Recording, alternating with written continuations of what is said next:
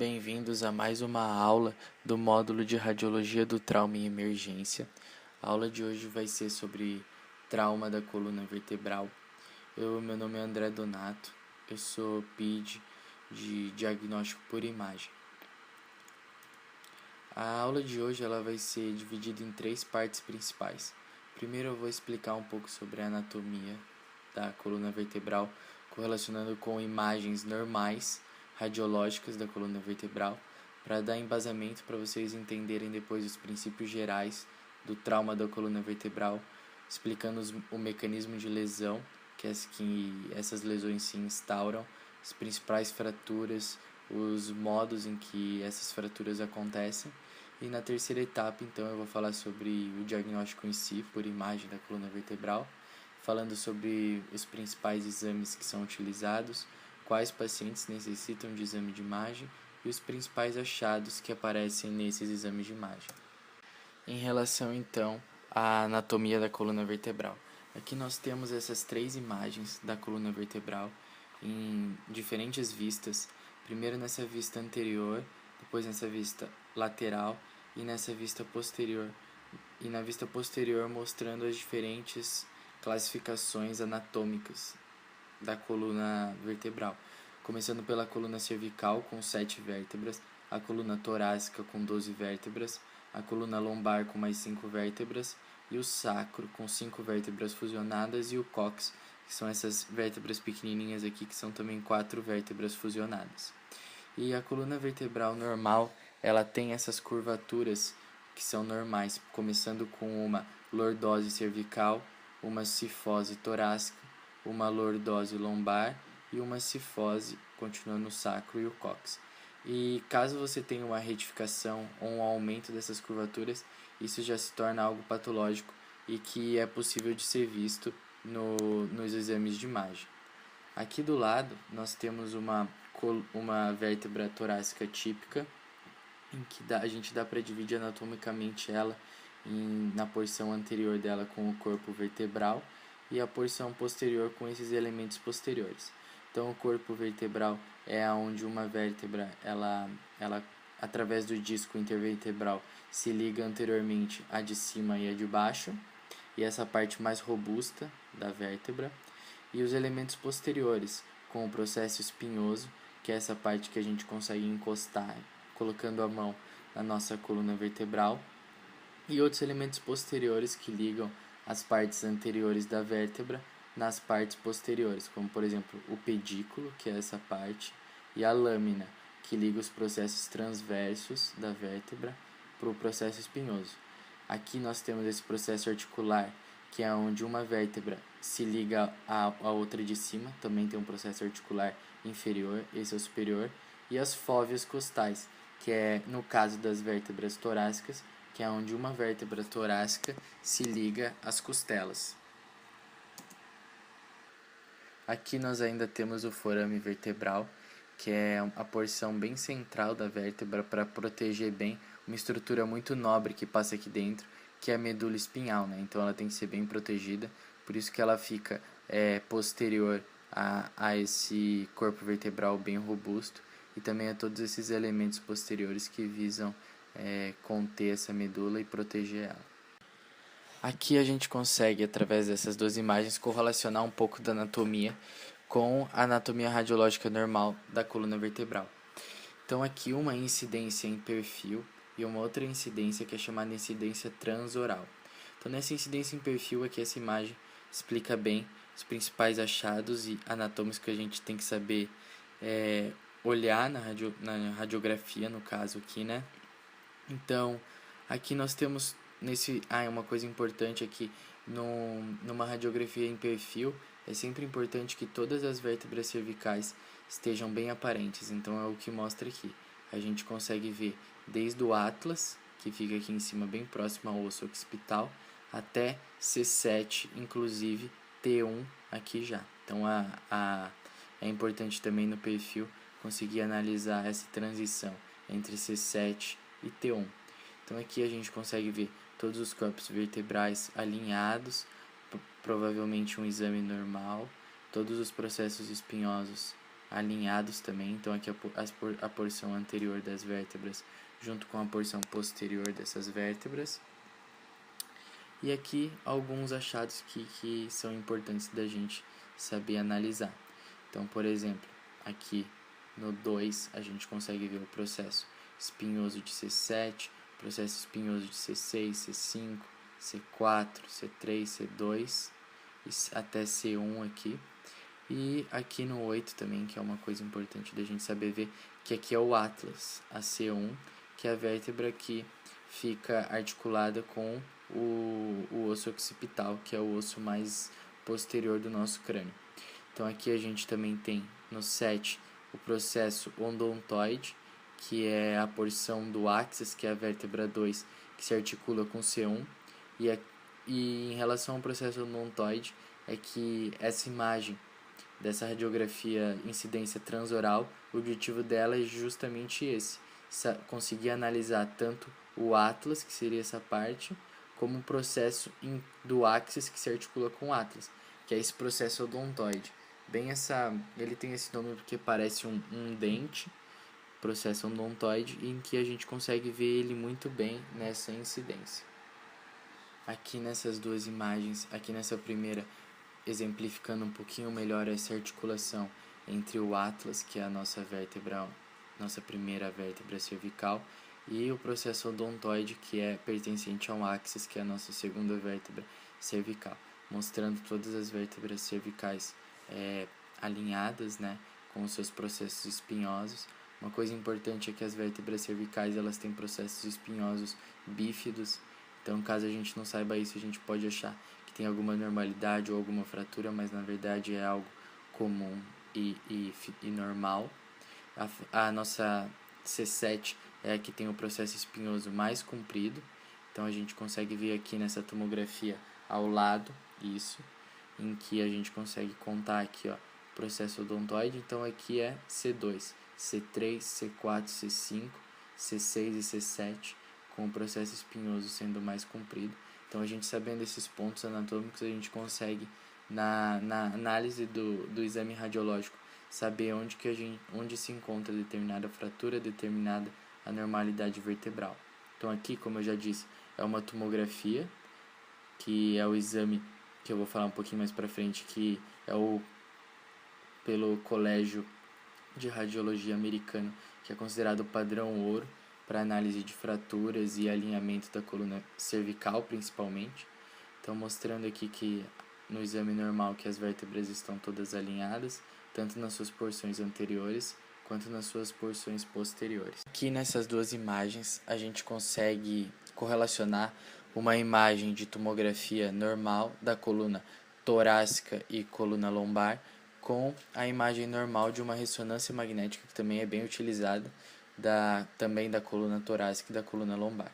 Então aqui, como eu já disse para vocês anteriormente, que a tomografia ela é muito boa para a gente ver possíveis fraturas. Ela tem uma sensibilidade, uma especificidade muito grande para fraturas. Então, dificilmente uma pessoa que tem uma fratura vai passar desapercebido na tomografia. Já a ressonância magnética ela é muito boa para a gente analisar os tecidos moles e também a medula. Então aqui a gente consegue ver aqui a tomografia ela está ponderada em T2, ou seja, que o líquido ele fica branco, então a gente aqui consegue ver que o líquor está branco. Então é uma tomografia em T2 e ela é muito boa para a gente conseguir ver também os discos intervertebrais também, conseguir ver os ligamentos, ou seja, que aqui a gente tem os ligamentos que estabilizam essa coluna vertebral. Então o ligamento longitudinal anterior aqui, eu vou mostrar para vocês, ligamento longitudinal anterior, ligamento longitudinal posterior, ele é muito bom para ser visto a partir da ressonância magnética. A medula, ver se tem edema, se a fratura estiver, por exemplo, comprimindo essa medula, que a gente vai ver na parte de trauma também dá para ver isso. Então aqui mostrando um pouquinho melhor a questão dos ligamentos que estabilizam a coluna vertebral. Lembrando que o exame de imagem ideal para ver esses ligamentos é a ressonância magnética.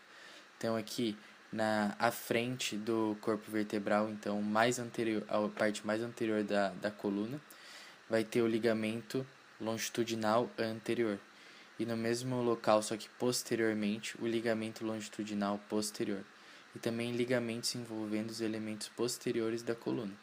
Então, o ligamento interespinhoso, que liga os processos espinhosos, os ligamentos intertransversos, que ligam os processos transversos dos corpos das vértebras. Lembrando que é sempre importante, no contexto do trauma da coluna vertebral, saber se a fratura, se o trauma rompeu esses ligamentos, para saber se a lesão, a coluna está estável, se ela perdeu estabilidade, algo que pode gerar ainda mais lesão nessa coluna e até lesão neurológica se afetar a medula. Agora entrando especificamente na parte do trauma da coluna vertebral. Então, alguns dados aqui, informações antes, que o trauma da coluna vertebral ele vem, e da medula também, eles vêm aumentando nos últimos tempos, né? Em decorrência do aumento de acidentes de trânsito e da imprudência das pessoas no trânsito. E esse trauma, as localizações mais frequentes, de longe, são na coluna cervical, que é o principal lugar onde a gente tem maior comprometimento neurológico decorrente desse trauma. Então, entre as vértebras C1 e C2, C5 e C7, e lá na transição entre as vértebras torácicas e lombares, em T2, T12 e L2. E uma coisa curiosa é que crianças com menos de 12 anos, elas ainda não têm a coluna vertebral em total desenvolvimento. Então, os locais mais frequentes de lesão decorrente do trauma são diferentes do adulto. E por isso eu vou falar depois para vocês que o tratamento ele também tem que ser diferente e os exames de imagem preconizados para serem feitos também são diferentes. Então, em crianças, a localização mais comum é C1 e C2 e na articulação atlantoaxial. Então, dá pra gente ver que em crianças a maior parte das lesões são bem superiores na coluna cervical. Bom, e quando a gente tem um trauma da coluna vertebral, a coisa mais importante, a principal preocupação dos emergencistas e dos médicos que atendem esses casos são as lesões que esse trauma da coluna pode levar na medula. E essas lesões na medula decorrente do trauma, elas ocorrem em 10 a 15% das fraturas e deslocamento das vértebras. E dependendo do local onde esse trauma afeta, seja na coluna cervical, torácica e lombar, esse dano neurológico é mais ou menos frequente. Então, por exemplo, na coluna cervical, 40% dos casos eles terminam com dano neurológico, na coluna torácica só 10% e na coluna lombar menos ainda, 4%. Por isso que a gente vai ver que a maior parte do nosso módulo de hoje, da aula de hoje, se dedica para a análise da coluna cervical, porque ela é aquela que a gente tem que dar mais importância e ficar mais preocupado no contexto do trauma da coluna. E aqui outro dado, se você tiver fratura do corpo vertebral e desalinhamento dos elementos posteriores, então já sobe para 60 o risco de você ter dano neurológico. Então, a gente vai ver que os elementos posteriores, eles são bem importantes para ver se o trauma ele é estável ou não. Aqui um conceito importante que vocês devem saber quando vocês estudam o trauma da coluna vertebral é o conceito de diferenciar uma fratura estável de uma fratura instável.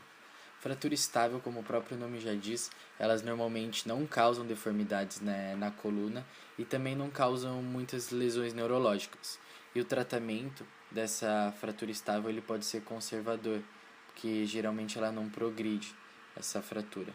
Já a fratura instável é aquela que causa mais preocupação no tratamento, porque ela pode causar sim uma deformidade na coluna, seja ela uma cifose ou uma lesão ligamentar. Pode também causar um déficit neurológico, como aqui os exemplos, compressão do canal ou uma lesão da própria raiz nervosa. E elas progridem. Mesmo que o paciente não esteja na hora com algum dano, elas podem progredir e causar esse dano neurológico. E nesses casos o tratamento conservador ele não serve. Então normalmente a gente precisa de um tratamento invasivo e técnicas cirúrgicas para estabilizar essa coluna. Agora aqui explicando um pouquinho melhor como que cada lesão ela se desenvolve, como ela surge. Então, ela é resultante de forças indiretas que levam a um movimento exagerado da coluna, em que ela não foi feita para fazer, como por exemplo uma hiperflexão, uma hiperextensão, uma rotação anormal da coluna, uma compressão axial, em que o crânio ele é comprimido muito fortemente em direção à coluna, movimento de distração, de cisalhamento ou de afastamento podem levar a essas lesões. Importante frisar que, por exemplo, num acidente automobilístico, mais de uma dessas forças podem estar envolvidas, levando diferentes fraturas. Eu vou mostrar um pouquinho para frente que cada força dessa colabora por formar um tipo de fratura padrão diferente um do outro. Então aqui figuras ilustrativas mostrando cada tipo de força resultante da fratura. Então uma lesão por hiperflexão da coluna, em que na parte anterior da coluna você tem forças que convergem entre si, então a parte superior indo para baixo e a parte inferior indo para cima, colabora para comprimir, nesse exemplo, essa vértebra e causar essa fratura oblíqua. Então aqui o esquema ele demonstra essa hiperflexão com uma fratura compressiva do platô superior. Então o que acontece? Essa vértebra de cima, por causa da hiperflexão, comprime essa de baixo, causando essa fratura aqui somente nessa porção anterior da vértebra. Essa outra lesão, que é a compressão axial, que a parte superior da coluna ela é comprimida sobre a parte inferior. Então aqui mostra essa fratura compressiva e uma retropulsão do fragmento ósseo, ou seja, uma parte do fragmento ósseo é empurrada para trás, aqui seria esse fragmento, e a outra parte continua no mesmo local. Então você tem um desalinhamento dessa porção derivada dessa fratura. Aqui mostrando outros dois tipos de lesão traumática da coluna. A primeira é uma lesão muito clássica, que é uma lesão por hiperextensão da coluna. Então você tem um movimento de forças contrárias na parte anterior da coluna, que gera essa fratura anteroinferior aqui do corpo vertebral, formando esse triângulo pequenininho aqui que chama fratura em lágrima. E aqui nos elementos anteriores você tem forças convergentes que podem gerar fratura aqui também nos processos espinhosos posteriores. Aqui um outro tipo de lesão traumática, que é a lesão por distração da coluna, em que mais no eixo axial dos corpos vertebrais vocês têm forças contrárias que fazem essa que chama de distração da coluna. Então você tem essa fratura oblíqua ou horizontal que pode causar fratura desde o corpo vertebral até os elementos posteriores, aqui no caso passando pelo pedículo, pelo processo transverso e também pelo processo espinhoso da vértebra. Esse tipo de fratura ela é bem instável, porque ela causa bastante instabilidade na vértebra e pode causar problemas neurológicos em consequência dos problemas medulares. Para a gente tentar entender um pouco melhor a lesão e as diferenças entre as fraturas da coluna vertebral, a gente tem que entender um conceito importante que chama o conceito das três colunas, que ele se baseia dizendo que a vértebra, melhor dizendo, ela pode ser dividida em três colunas.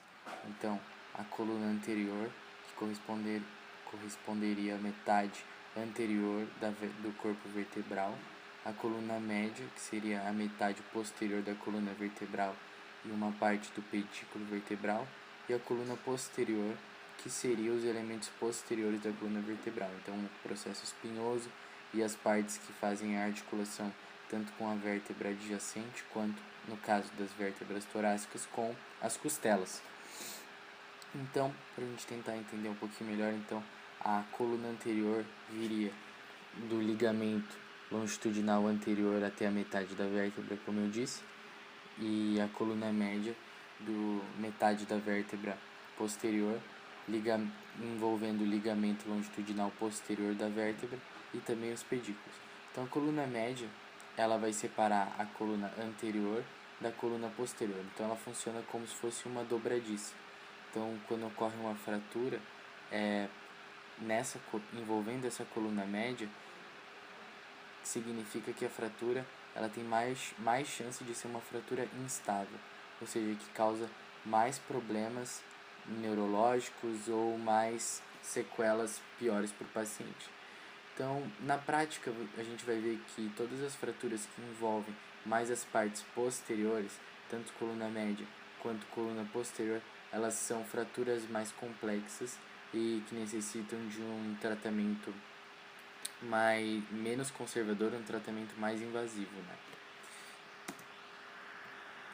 Outro conceito importante de saber é que as diferentes áreas anatômicas da coluna vertebral, elas têm diferentes características de mobilidade. Então, elas podem ser divididas ainda em região atlantoaxial, região da coluna cervical e a região da coluna torocolombar. Porque se a gente for ver nessa tabelinha aqui, que vocês não precisam decorar, que de acordo com a região, por exemplo, a região atlantoaxial, num movimento de flexão, diferentes locais vão estar acometidos. Então, por exemplo, uma lesão causada por hiperflexão na região atlantoaxial causa uma fratura do odontoide, mas um movimento de hiperflexão na região da coluna cervical causa uma fratura por compressão, exatamente porque as diferentes porções da coluna vertebral elas têm diferentes mobilidades. Então, não necessariamente o mesmo mecanismo de lesão, ou seja, o mesmo movimento, causa o mesmo tipo de fratura. Depois dessa parte inicial explicando sobre a radiologia normal e a anatomia da coluna vertebral e sobre o desenvolvimento do mecanismo da fratura, agora a gente vai entrar na parte de diagnóstico por imagem mesmo das fraturas e do trauma da coluna vertebral. Então, o principal papel do diagnóstico por imagem no trauma raquimedular é diagnosticar a fratura, saber analisar a fratura, enxergar essa fratura, ou o deslocamento também, e definir se essa fratura ela é instável ou ela é estável, exatamente porque o prognóstico e o tratamento dos dois tipos de fratura são diferentes. Então, a gente usa, no contexto do trauma raquimedular, três categorias de exame: o raio-x, a tomografia computadorizada e a ressonância magnética, cada um com diferentes indicações, com diferentes sensibilidades, especificidades e diferentes indicações. Então, quando você tem um paciente com trauma raquimedular, as indicações dos exames, elas são um pouco controverso, o material e os estudos que são feitos acerca disso. Mas a gente tem que se perguntar 3 coisas quando a gente está diante de um paciente com trauma da coluna vertebral. Primeiro, saber diferenciar quais pacientes que realmente precisam de um exame de imagem, quais e quantas imagens são necessárias e qual é o método de imagem que a gente deve utilizar para cada caso. Em relação à primeira pergunta que a gente tem que fazer, que é qual paciente que realmente precisa de alguma modalidade de exame de imagem, foi criado esses 2 critérios, que um deles se chama Nexus e o outro The Canadian C-Spine Rule. Esse C-Spine relativamente ele tá se relacionando com trauma cervical, mas você pode usar também para qualquer tipo de trauma que o paciente tiver, trauma da coluna vertebral.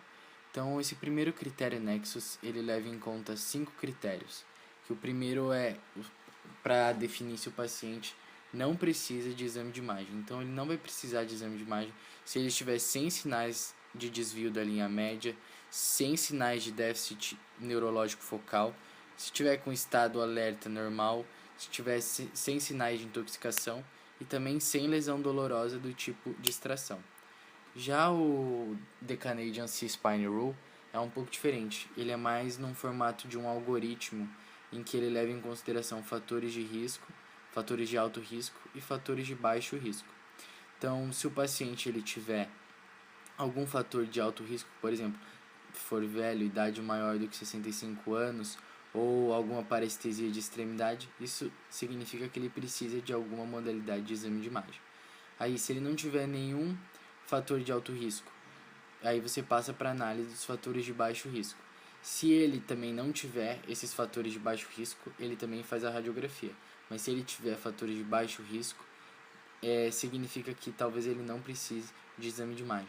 Então essa análise ela é importante para a gente evitar procedimento desnecessário, evitar custos desnecessários para os pacientes e deixar as modalidades de exame de imagem para pacientes que realmente precisem desses exames de imagem. Falando sobre as modalidades específicas da avaliação do trauma da coluna vertebral, vamos começar pela radiografia simples. Então, o raio-x.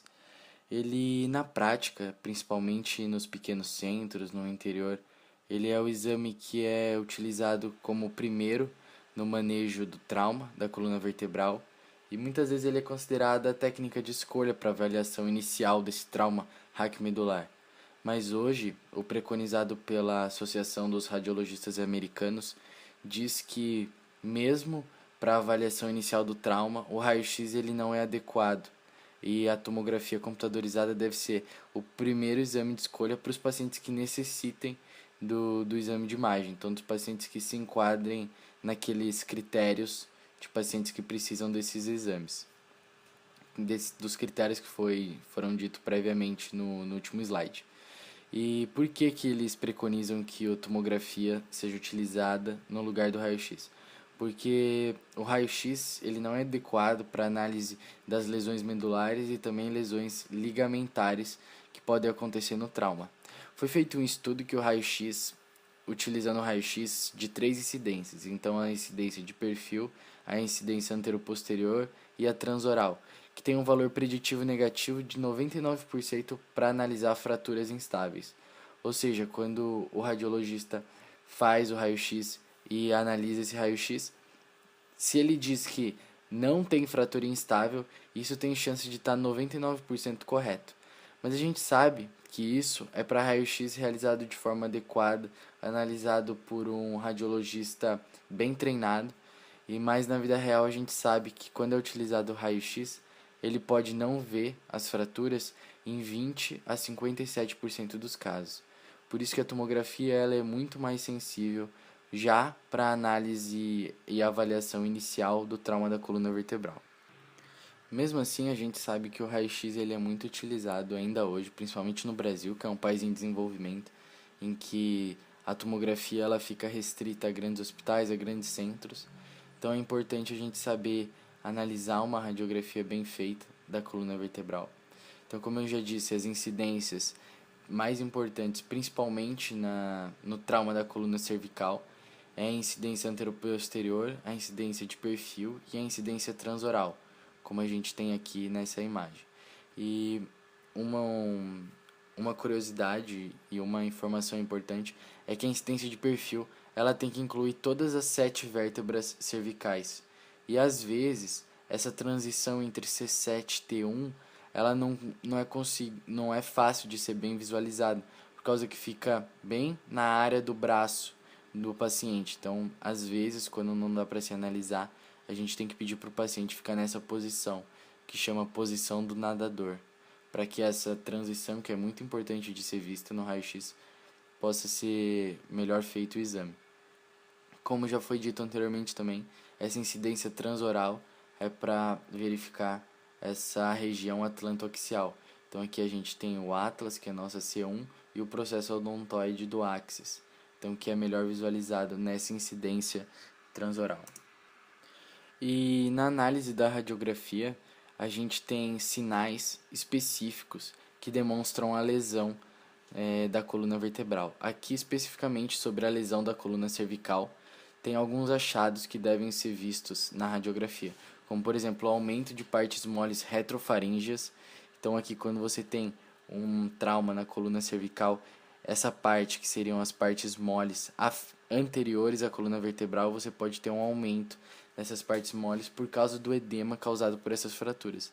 Então é dito na bibliografia que esse aumento de partes moles, quando tiver maior que 10 milímetros, pode ser um sinal de trauma da coluna cervical.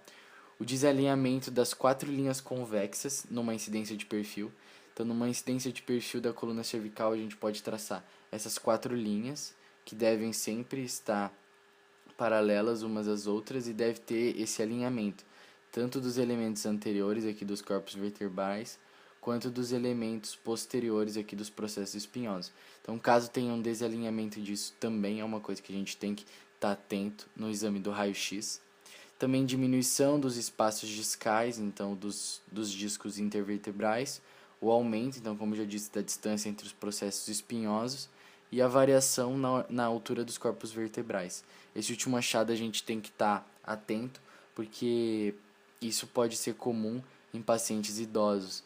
Então, no caso de trauma da coluna em pacientes idosos, a gente tem que saber diferenciar achados próprios do trauma e achados que são próprios da idade do paciente. Sobre a tomografia computadorizada.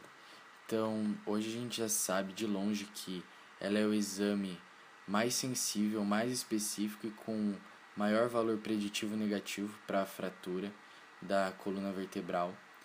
E ela é preconizada que seja feita quando haja disponibilidade em todo paciente com suspeita de lesão da coluna vertebral. Então, todos aqueles pacientes que têm indicação para fazer exame, excluídos os únicos pacientes que não realizarão a tomo são aqueles que não precisam fazer exame de imagem nenhum. Todos aqueles que precisam, já inicialmente, o melhor exame para ser feito é a tomografia computadorizada. E ela também é ideal para pacientes politraumatizados graves, porque a tomografia ela é diferente do raio-x. Você não precisa focar no local onde você quer. Ela já faz uma imagem como um todo. Então você pode ver lesões na coluna cervical, lesões na coluna torácica, lombar, entre outras lesões que são inerentes ao trauma, que o paciente pode ter hemorragias internas, hemorragias intracranianas. Então, normalmente, a tomografia da coluna vertebral ela é realizada logo após ter feito uma tomografia de crânio. Então, aqui mostrando aqueles dados que eu já havia falado para vocês, que então a tomografia ela tem maior sensibilidade, especificidade e valor preditivo negativo para lesões da coluna vertebral. Então, quase 100% de sensibilidade, especificidade e valor preditivo negativo. Então, com certeza, é o exame mais rico e que a gente pode usar para ver as fraturas e as lesões da coluna vertebral. Então, aqui mostrando uma diminuição do tamanho do disco visto na tomografia e aqui uma fratura da parte anterior do corpo vertebral. Então, aquela lesão em lágrima que eu disse para vocês que era comum em traumas por hiperextensão da coluna. Aqui uma tabela do Colégio Americano de Radiologistas, mostrando então que a tomografia cervical sem contraste ela é muito apropriada para pacientes com suspeita cervical de trauma. Então, ela é o exame de imagem indicado para pacientes que preencham aqueles critérios clínicos que eu falei anteriormente, do Nexus e do algoritmo canadense. Então, uma tomografia cervical com corte sagital e coronal é o exame adequado para esses pacientes na avaliação inicial. Aqui uma outra tabela, também do Colégio Americano de Radiologia, mostrando que não apenas no trauma cervical deve ser realizada a tomografia computadorizada, mas também no trauma da coluna torocolombar, também a tomografia é o exame de imagem preconizado para que seja feito. Aqui falando um pouquinho mais especificamente sobre o trauma da coluna torocolombar. Estudando sobre o tema, é fácil de perceber que não existe muita bibliografia sobre o trauma da coluna torocolombar, até porque quando a gente viu no começo da aula que as lesões que mais causam problemas neurológicos e mais causam déficit para o paciente é o trauma da coluna cervical. Então, o trauma da coluna torocolombar ele é um pouco negligenciado e existe pouca informação sobre a indicação de exame de imagem para a coluna torocolombar. Porém, existem algumas indicações de quando deve ser feita. E quando for feita, como eu já disse anteriormente, o exame de imagem utilizado tende a ser a tomografia computadorizada. Então, pacientes que tenham lesões do tipo de extração, em que se saiba qual foi a força envolvida, paciente que chega com dor nas costas ou algum desvio da linha média na porção torácica ou na porção da coluna qualquer porção da coluna torocolombar, Pacientes que tenham sinais neurológicos anormais podem ser vistos pela escala de Coma de Glasgow abaixo do 15, então qualquer grau de diminuição do Glasgow já pode ser uma indicação para fazer um exame de imagem da coluna toracolombar. Também paciente com história de intoxicação por álcool ou drogas. Por fim agora, a ressonância magnética. Ela é o exame que sempre deve ser utilizado quando tiver suspeita de algo qualquer que seja lesão na medula. Então, suspeita de mielopatia, o exame de escolha, que dá para ver melhor a medula com um contraste melhor, com uma definição melhor, é a ressonância magnética. E também lesão ligamentar, a ressonância magnética é o exame de escolha para conseguir analisar melhor essa imagem. Então, ela é indicada para pacientes com déficit neurológico, tendo ou não alteração no raio-x e na tomografia. Então, suspeita de déficit neurológico, você pede a ressonância para avaliar a medula, avaliar as raízes nervosas. Então, é o método de escolha para avaliar essa medula e conseguir ainda identificar a causa dessa mielopatia, se tiver uma causa. Então, seja essa causa da mielopatia uma hemorragia intramedular, uma extensão de um edema causado por uma fratura ou uma transecção medular. Tudo isso dá para ser visto na ressonância magnética. Também, se tiver uma compressão medular pelo disco intervertebral, fragmentos ósseos ou hematomas, eles são melhor visualizados na ressonância magnética. Também, como eu disse, para lesão ligamentar é o exame de escolha e sempre deve incluir uma sequência T2, a ressonância magnética. Então, aqui de novo aquela tabela do Colégio Americano de Radiologia, mostrando aqui no caso do trauma da coluna cervical. Então, quando tiver uma suspeita de mielopatia, claro, você faz a tomografia, que é o primeiro exame que deve ser feito, e a ressonância magnética com o mesmo grau de recomendação da tomografia, ambos grau 9, ou seja, é o máximo grau de recomendação. Então, altamente recomendado você fazer uma ressonância magnética em suspeita de mielopatia ou sinais de mielopatia, que podem ser sinais neurológicos focais que o paciente pode ter. Então, aqui mostrando 2 casos de pacientes com trauma na coluna cervical que desenvolveram uma mielopatia. Então, nesse primeiro, teve um trauma aqui nessa vértebra, no caso aqui, ó, C2, C3, C4 em C5. Então, aqui tanto a vértebra quanto o disco intervertebral causando uma compressão da medula. Então, aqui, através da ressonância, ela está ponderada em T2, que a gente pode ver por causa que o líquor aqui ele está mais claro. Então, você tem edema da medula, mostrando esse hipersinal aqui em T2 na medula, e a compressão do disco intervertebral. Aqui também a gente vê um aumento de parte mole, um hematoma por causa que está mais clarinho aqui. Então, aquele aumento de parte mole retrofaríngeas que eu disse para vocês. E aqui um outro paciente que também teve uma complicação medular. Então, por causa de uma fratura, ele desenvolveu essa transecção da medula, que dá para ser visto também na ressonância. Então, aqui essa parte da medula, ó, dá para ver que teve uma transecção dessa parte com edema, e tudo isso pode ser visto melhor na ressonância magnética. Falando sobre os exames de imagem nas crianças, a gente tem que estar atento que, como eu disse anteriormente, as crianças com menos de 14 anos, elas não sofrem os mesmos tipos de lesões dos adultos, porque a coluna dessas crianças ela não está no seu desenvolvimento completo. Então, a maioria das lesões que essas crianças sofrem são as lesões mais altas na coluna cervical, então lesões occipital entre C1 e C2. E essas lesões elas são muito facilmente vistas numa radiografia. Então, acaba sendo o raio-x o exame mais adequado para fazer em crianças menores de 14 anos, porque essas lesões elas são facilmente identificadas em uma anteroposterior, numa perfil e numa transoral, para ver bem ali a região atlantoaxial. E a gente também tem que estar atento na dose de radiação que essas crianças em crianças jovens, pode ter um efeito maior do que nos adultos. Então, não expor essas crianças a uma tomografia que não é mais indicada para elas. E crianças com mais de 14 anos, então, eles já têm essa coluna vertebral desenvolvida e elas devem ser tratadas como adultos, e as indicações de exame, né, nessa faixa etária já passa a ser a mesma dos adultos. Então, aqui retomando as principais indicações dos exames de imagem de acordo com o Colégio Americano de Radiologia. Então, pacientes adultos que preencham os critérios de baixo risco daqueles critérios Nexus ou do algoritmo canadense, eles não precisam de exame de imagem. Então vamos atentar para isso, para evitar o que acontece hoje de indicação de exame que está errado, paciente fazendo exame quando na verdade ele não precisa, e deixar mesmo para os pacientes que precisam desses exames de imagem. Pacientes então que precisam do exame de imagem, eles devem começar fazendo, quando possível, a tomografia computadorizada. Então ele é, como eu já disse várias vezes, é o exame que tem melhor sensibilidade, melhor especificidade para avaliar alguma fratura da coluna vertebral.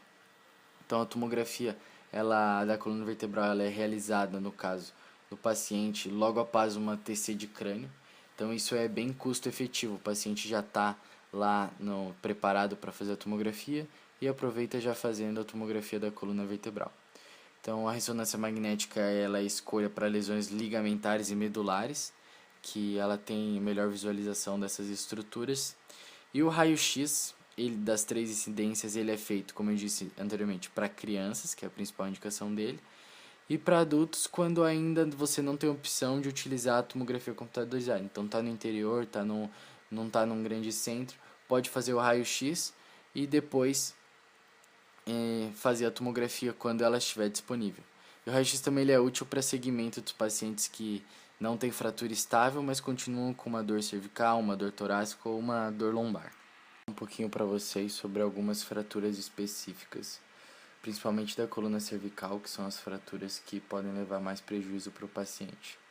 Então, começando por uma fratura que chama fratura de Jefferson, que é uma fratura do Atlas, ou seja, a nossa vértebra C1, que divide o Atlas em 4 pedaços. Você tem uma fratura bilateral nos arcos anteriores e posteriores do Atlas. Então aqui anterior e nos arcos posteriores. Esses arcos que ligam essas duas partes que chamam massas laterais, que é onde tem a articulação dos côndilos occipitais. Então esses arcos, tanto os anteriores quanto os posteriores, eles são fraturados. Tem essa divisão do Atlas em 4 partes. Ela é causada por uma força de compressão axial do crânio, então em direção à coluna vertebral. E essa fratura ela pode ser tanto instável quanto estável. Ela vai ser instável, ou seja, de pior prognóstico, se você tiver rompimento desse ligamento aqui, ó, que tem a função de estabilizar o processo odontoide, que é essa parte que é o processo odontoide do axis está demonstrado aqui. Quando você tem rompimento desse ligamento transverso, ela é considerada uma fratura instável, ou quando você tem uma separação dessas massas laterais maior que 7 milímetros. Então o paciente ele vai ter uma clínica de dor no pescoço e uma cefaleia occipital unilateral. Então aqui uma imagem da tomografia mostrando essa fratura de Jefferson, então dividida em 4 partes. Então a fratura aqui anterior e a fratura posterior também bilateral. Agora a fratura do processo odontoide, então envolvendo a segunda vértebra cervical que a gente tem, que é o axis. Então essa fratura do processo odontoide, ela normalmente é causada por um movimento de hiperflexão do pescoço, uma flexão exagerada. E ela pode ser dividida em 3 tipos, de acordo com a instabilidade que a fratura ocasiona. Então tipo 1, que é o menos comum e também o de melhor prognóstico, que é a fratura que é estável, que você tem uma fratura só dessa extremidade superior ou cranial do odontoide. Então aqui esse exemplo mostra o tipo 1 e aqui na tomografia, em que tem a fratura só na pontinha do odontoide e ocorre só em 4% dos pacientes. E aí fratura tipo 2 e 3, que são as fraturas em que a fratura ocorre mais para baixo na vértebra, então a tipo 2 já é geralmente instável, ocorre mais na base, depois eu vou mostrar uma imagem, mais na base da vértebra, e é a que mais acontece em 66% dos casos, e a tipo 3 que também geralmente é instável, que pega a base do odontoide e pega também o corpo de C2. Então aqui mostrando uma fratura tipo 2, pegando na base do odontoide, então mais para baixo, bem mais para baixo do que a outra que era só na pontinha. E aqui a tipo 3, que é a mais inferior, em que você tem a fratura na base do odontoide, pegando também o corpo da vértebra de C2. Então aqui na base do odontoide e também no corpo de C2. ela também é instável junto com a C2, a tipo 2, desculpa, e é as que apresentam o pior prognóstico para o paciente. E por último, que eu queria mostrar para vocês, uma fratura também que é bem comum de se ver na prática, que é conhecida como a fratura do enforcado, que ela acontece pela hiperextensão, então, do movimento do enforcamento, e você tem o deslocamento do pescoço. Então ela se desenvolve a partir de uma fratura no axis também, bilateral no pedículo. Então essa porção aqui do pedículo que liga o elemento posterior com os elementos anteriores da vértebra. Aqui na visão lateral a gente dá para ter uma noção melhor, que é uma fratura oblíqua bilateral desses pedículos. Então você tem essa fratura bilateral e essa porção anterior da vértebra sofre uma luxação anterior. Essa luxação anterior causa a laceração da medula. Normalmente o paciente morre por causa dessa laceração na medula. Então aqui no raio-x a gente consegue ver essa luxação anterior de C2, está mais anterior do que a C3 aqui embaixo. É conhecida também como espondilolistese traumática de C2. E para terminar, eu só queria mostrar para vocês essa playlist que foi preparada justamente para essa aula, em que vocês podem acompanhar casos reais de cenários mais prevalentes em trauma da coluna vertebral, nesse site online e grátis, chamado Radiopedia. Acessem essa playlist que vocês poderão ver os casos que foram preparados e bem prevalentes que a gente pode acabar vendo na prática e que é importante a gente conhecer. Então foi isso a aula de hoje. Obrigado, espero que vocês tenham gostado.